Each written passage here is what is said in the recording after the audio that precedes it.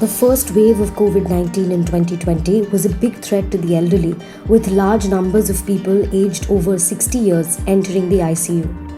Unlike last year, however, the second wave is affecting youngsters in the age group of 30 to 50 years, as well as infants, with some as young as 1.5 months old getting admitted to hospital.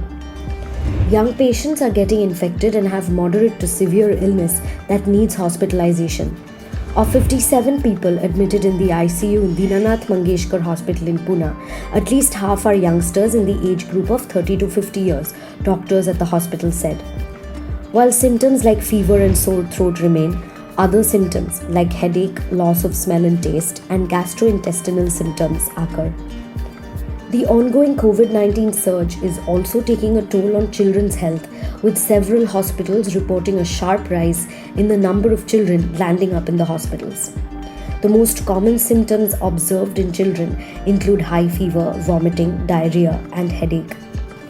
The number of children coming to the hospital with COVID-19 has increased 5 times as compared to last year, said Dr. Dhiren Gupta, pediatric intensivist at Sir Ganga Ram Hospital in Delhi. The most affected age group is between 1 to 5 years in this category.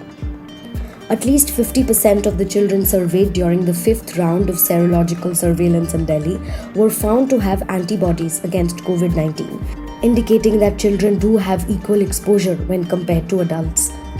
While the severity in younger children is not very high, experts feel that adults in the family should continue following COVID-appropriate behavior to ensure no one else is infected in the family.